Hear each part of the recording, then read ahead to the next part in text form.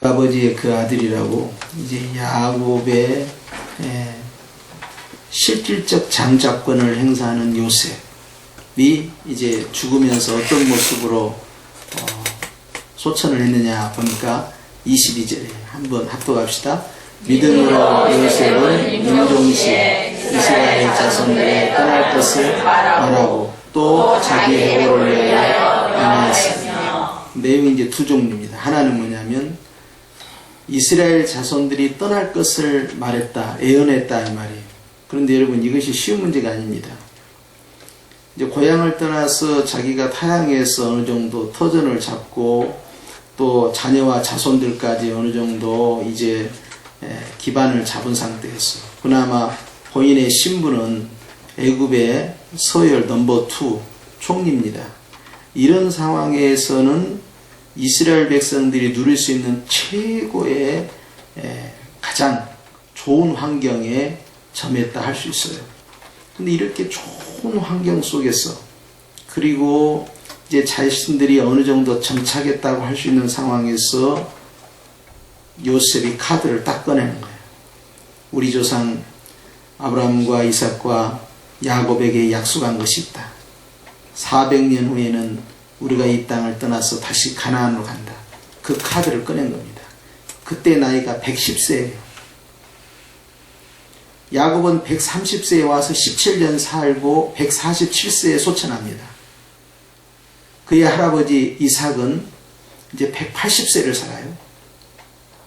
그리고 증조부 아브라함은 175세를 삽니다. 그러니까 3대 조상에 비해서는 많은 횟수가 아니에요. 110세에 소천했으니까. 어떻게 보면 짧은 인생을 살았죠.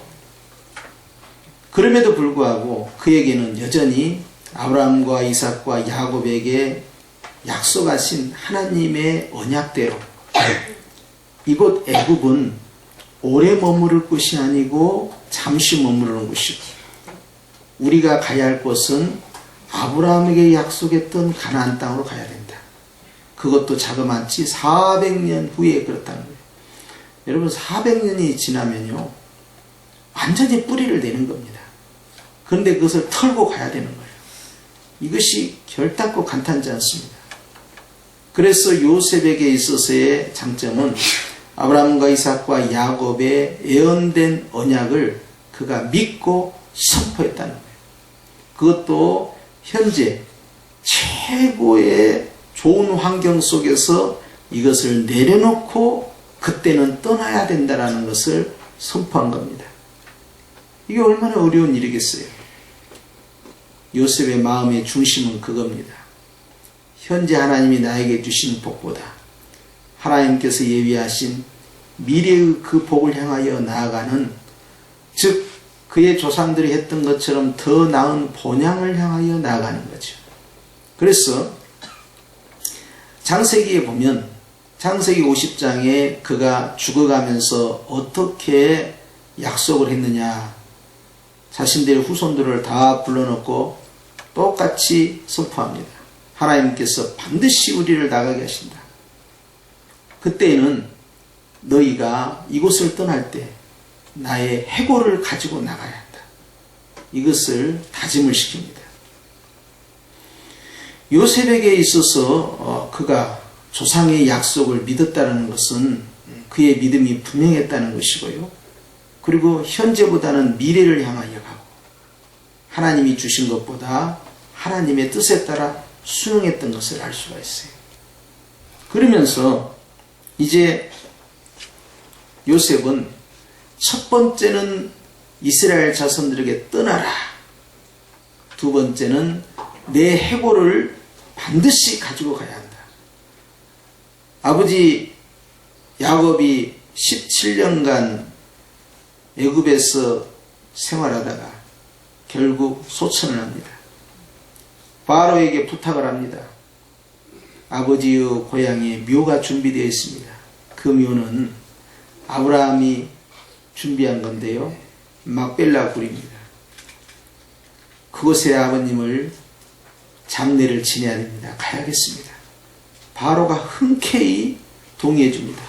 그러고는 바로의 모든 신하와 원로 대신들과 그리고 이 야곱의 모든 자손들과 또 군인들과 얼마나 많은 사람들이 이 장례를 위해서 가나안을 향해 가는지 모릅니다. 그리고 막벨라 굴의 장례를 치르고 돌아오죠. 이유는 딱 하나였어요. 그것이 애굽보다 좋아서가 아닙니다. 그것은 약속의 땅이기 때문에. 그리고 그것은 하나의 천국의 상징이었고요. 하나님의 축복의 상징성이었어요. 그곳에서 아브라함이 살면서 고난이 없었겠습니까? 고난이 있었죠. 이삭은 어떻습니까? 이삭도 고난이 있었습니다. 야곱은 어떻습니까? 야곱도 그 땅에서 힘들게 살았어요. 그러나 그 땅을 포기할 수 없었어요. 왜냐하면 하나님이 나에게, 우리 아버지에게, 우리 할아버지에게 주신 축복의 땅, 언약의 땅이기 때문에 포기할 수 없었던 것입니다. 가나안은 오늘날의 교회와도 같습니다. 하나님이 너 성형교회로 가라 그래서 성형교회를 갔다고 합시다. 내가 응답받고 아버지가 응답받고 할아버지가 응답받고 그래서 왔다고 합시다. 성형교회 오니까 항상 해피하고 항상 천국 같은 삶이 이어질 것 같습니까? 생활하면서도 갈등도 있고 그 안에서의 서로의 아픔도 있고 때로는 시험에 들기도 하고 이런 일 저런 일 공동체 안에서 경험할 수밖에 없습니다. 그럼에도 불구하고 끝까지 그것을 붙잡은 거예요. 왜? 하나님이 나에게 주신 약속의 땅이기 때문에 그러합니다. 교회도 이와 같은 거예요. 주께서 명하시지 아니한 바 하나님이 나에게 주신 그곳을 지키는 것이 언약의 백성이에요. 그렇기 때문에 땅은 많이 있습니다. 하나님이 다 천지를 다 창조했습니다. 그러나 내가 머무려야 할 곳이 있습니다. 땅은 많이 있습니다. 천지를 하나님이 창조했습니다. 그러나 내가 묻혀야 할 곳은 따로 있습니다. 그곳이 머나먼 땅 가나안이라는 막벨라 동굴이었어요. 그것을 향하여 당시의 대제국의 총리의 아버지가 그곳까지 가서 장례를 치렀고 그리고 자기 자신도 지금은 이렇게 흥왕하고 나라에서 넘버 2로서 부귀영화를 누리고 있지만 400년 후에는 하나님께서 너희들을 나가라 하시리니 그때 내 해골을 반드시 가지고 가야 한다. 약속을 받았던 것입니다. 그리고 그것이 400년 후에 실제 출애굽 때 요셉의 해골을 꺼내서 그걸 가지고 갑니다. 그것이 그들의 믿음이었어요. 왜 갔을까요? 약속의 땅이 바로 자신들이 묻혀야 할 곳이기 때문에 그러합니다. 우리는 주님 안에 거하다가 우리가 가야 할 곳은 이것도 아니고 저것도 아니고 딱 한 군데. 어디입니까? 바로 천국입니다. 갔는데 1구역 모이시오. 누가 안 왔디야? 아니 1교구에서 누가 빠진 사람이 누구랴? 그때 교구장이나 구역장이 누가 왔네 안 왔네 출석부 부르면 이미 늦어요. 눈 딱 뜬 순간 1교구 식구들은 다 거기에 있어야 돼요. 그리고 현재의 1교구뿐만 아니라 앞으로의 1교구에 들어올 사람들까지 거기에서 딱 만나야 할 줄로 믿습니다. 아멘. 요셉이 가지고 있었던 믿음이 대단한 것은 그가 최고의 자리에 있을 때 가장 좋은 환경에서 자기가 가지고 있는 것들을 내려놓을 수 있는 예언을 자식들에게 선포했다는 사실이에요. 그에게 있어서 두 번째 칭찬할 만한 것은 내가 묻힐 것은 이집트 그러면 뭐가 생각납니까? 피라미드. 엄청나. 우리나라 묘는 뭘로 돼 있어요? 고인돌로 돼 있어요. 옛날 선사시대 때부터. 나중에 이제 평토장도 하고 말이죠. 그렇게 해서 매장 문화가 있었지만 불교에 의해서 또 화장 문화도 물론 있고요. 그렇게 하지만 선사시대는 다 고인돌 문화예요. 그래서 큰 돌을 갖다 놨는데 그 큰 돌이 피라미드 돌하고 비교하면 비교가 됩니까? 비교가 안 됩니다. 피라미드는요, 거대한 산을 만들었어요. 황량하고요, 모래가 가득한 그곳에 도대체 그 돌들을 다 어디서 가져왔는지 몰라요. 그리고 벽돌을 굽는다고 안 했습니까? 돌들을 깎아서 올리는 거 아닙니까? 이 장례 문화는요, 이집트가 더 발달되어 있어요. 그래서 요셉이 실제 죽었을 때 요셉의 몸에다가 향을 집어넣는다라고 창세기 50장에 기록되어 있어요. 그러니까 미라로 만든 겁니다. 이게 당시의 파라오들은 다 그런 식으로 미라로 만들어요. 그리고 그 사람들이 가지고 있는 것은 언젠가는 다시 부활한다라는 생각을 갖고 있고요. 그리고 영원히 산다라는 생각을 갖고 있어요. 우리하고는 물론 다르지만 그런 불멸의 사상을 갖고 있어요. 그런데요, 그렇게 장례 문화가 발달된 최고의 선진국 문화 아닙니까? 그런 어마어마한 피라미드를 지을 정도로 발달되어 있지만 그것을 레벨에 두고 초라한 막벨라 굴, 아브라함 할아버지가 샀던 가나안 땅의 작은 굴, 그곳에 가서 자기 자신을 묻어달라고. 조상과 함께하는 그 굴이 바로 하나님의 축복의 장례지인지를 믿고 갔다는 사실이에요. 이것이 중요한 거예요. 화려하지 않아도 괜찮아요. 멋지지 않아도 괜찮아요. 그곳에 하나님께서 복 주신 곳이기 때문에 그가 그것을 선택했다는 것이죠. 여기에서 보면 요셉이 대단합니다. 총리로서요, 크게 묘를 하나 세울 수 있는데 거기에 마음 뺏기지 않았다는 사실이에요.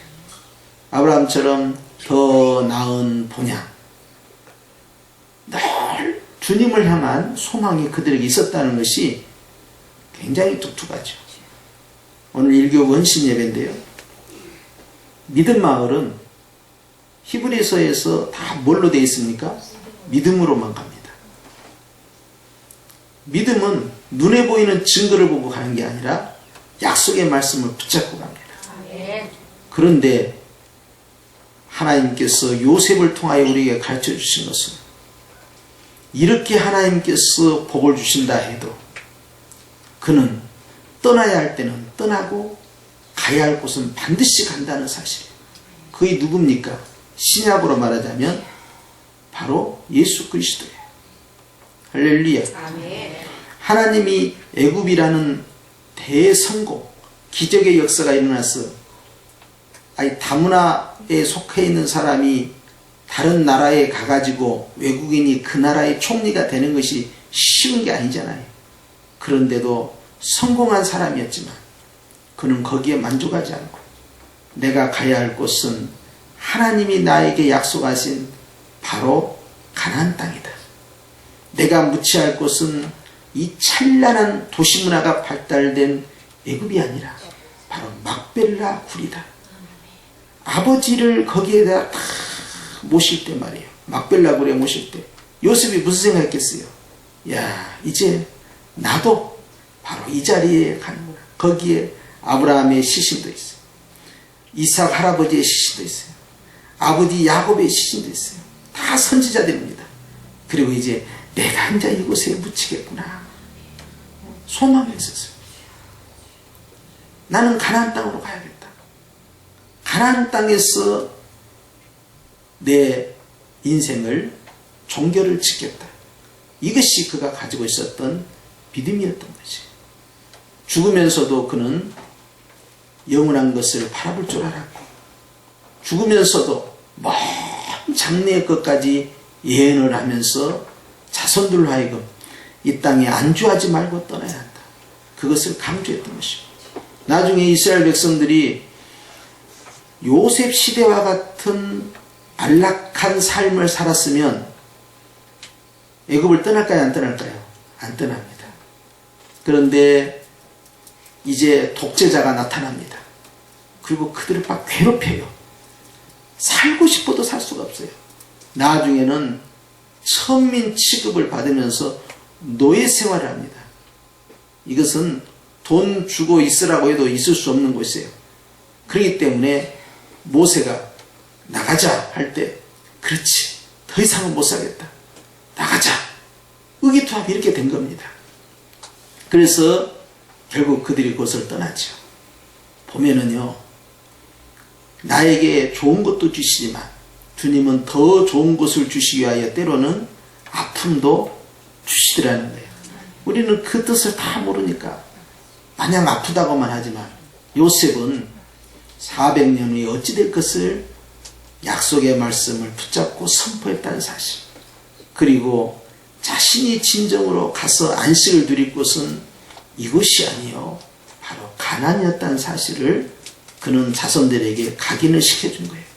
그렇기 때문에 우리 일교구 믿음마을 성도들도 믿음으로 살 때 항상 요셉과 같이 우리가 눈 감았다가 뜨면은 다 천국이 되할 줄로 믿습니다. 아멘. 우리의 목표는 늘 예수 그리스도가 되할 줄로 믿습니다. 아멘. 그것이 바로 믿음이에요. 주님, 내가 이 세상에 살다가 주님 품에 안기기를 원하고, 제가 이 땅에서 하나님이 주신 복을 가지고 살다가도 늘 주님만을 사랑하며 맞이하게 하여 주시옵소서. 아멘. 주님 오시는 때까지 요셉과 같이 아름다운 미래를 바라본다면 아주 멋진 임종을 우리도 맞이할 줄 믿습니다. 아멘. 그래서 이제 우리가 흔히 말하기를 5가지 복이 있다 그래요. 몇 가지요? 5가지 복이 있어. 그래서 그걸 5복이라고 하죠. 근데 5복 가운데 이제 마지막 복이 죽을 때 어떻게 죽느냐 하는 것입니다. 편안하게 죽는다는 거예요. 그런데 소망이 있는 사람, 죽음 이후에 미래가 있는 사람은 평강 가운데서 그 죽음을 맞이할 줄로 믿습니다. 그래서 우리는 요셉과 같은 이런 평강의 삶이 현재뿐만 아니라 죽는 순간까지 이어져서 하나님 나라의 생명책에 기록된 자들로서 다 천국에서 만나서 일구역 식구들은 하나도 빠짐없이 그 자리에서 함께 주님을 찬양하는 그런 축복의 길을 축원합니다. 기도드리겠습니다.